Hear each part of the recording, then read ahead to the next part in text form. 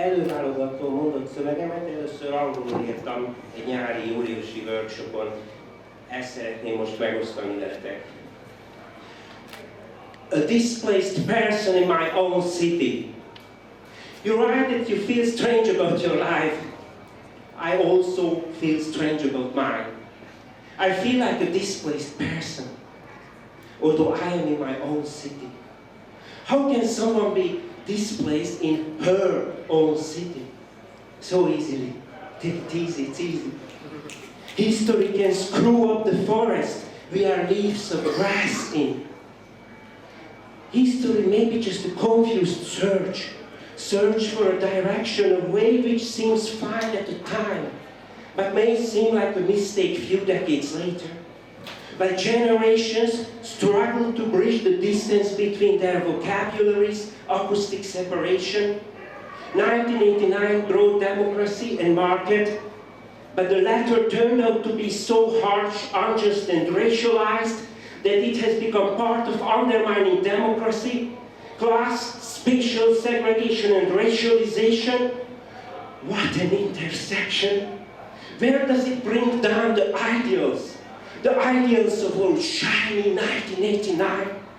In 2018, in the same distance of time from 1988 when we founded Fidesz, as 1988 was from 1958 when Imre Nagy was hanged, and now his statue will be moved to another place, and there may be no space to talk about it in our acoustic separation. Ginsberg could write his "How then?" Let's write and shout out non-violent house. Strong enough to break down the walls of acoustic separation, both the visible walls and the invisible ones. At least we should hear what we say to each other. At least we should give up our arrogant ignorance.